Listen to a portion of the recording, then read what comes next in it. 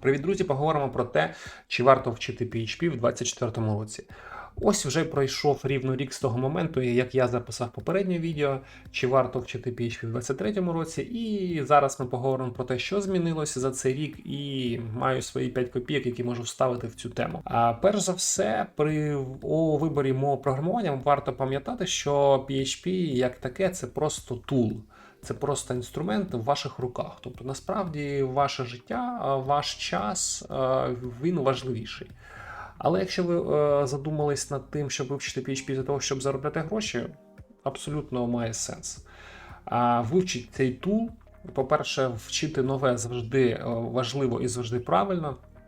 PHP найгірший тул за інші мови програмування, тому вперед вчіть і заробляйте гроші, розвивайтеся тільки за.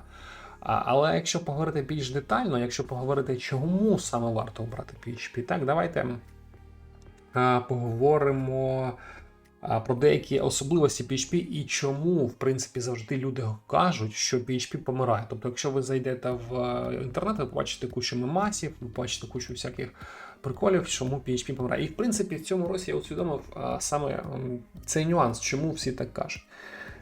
По-перше, коли кажуть про PHP, зазвичай кажуть, що чому його не варто вчити або чому він гірший, тому що в ньому дуже багато vulnerabilities, тобто дуже багато ризиків, що він не сек'юрний, він, дуже багато багів в цьому плані security саме, і тому його не обирають.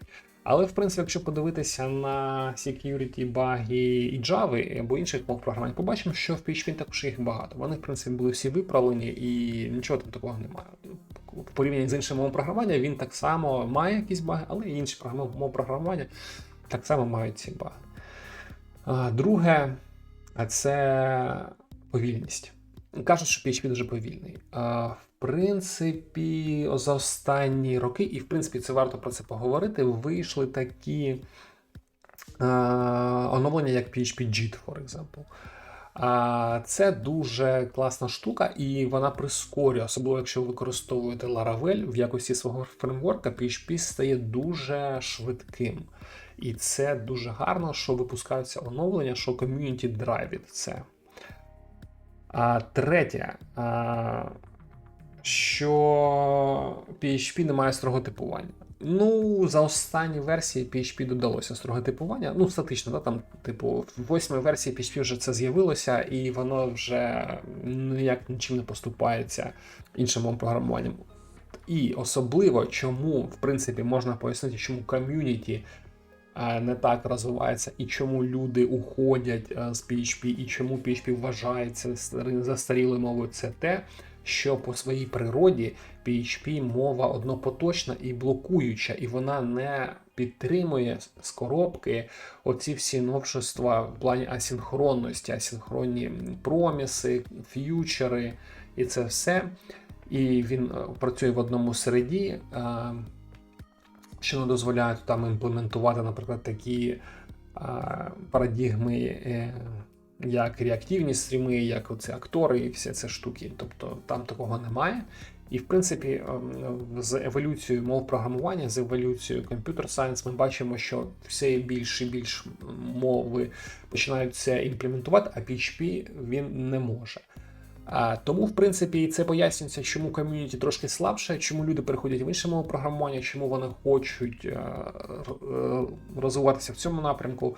Але, тим не менш, PHP за останній рік там десь якусь суму собі накачав і випустились якісь оновлення, наприклад, теж PHP JIT, або, якщо ми бачили моє попереднє відео, там було про Laravel LiveWire.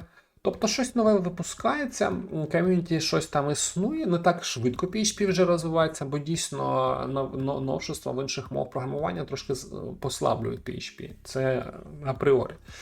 Але якщо ми подивимося на нішу, яку займає PHP, то він займає саме там, де веб-сайти, там, де якісь CMS-системи, там, де якісь базові однопоточні програми, тобто ця ніша, WordPress-овські, я не знаю, там бложики, магазинчики, насправді 90% інтернету написано на PHP.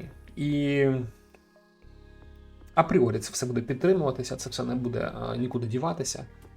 Тому варто вчити PHP. І, в принципі, це можна повторювати із року в рік, але абсолютно цей інструмент нічим вам не зашкодить, роботу ви свою знайдете, розвиватися ви через це будете.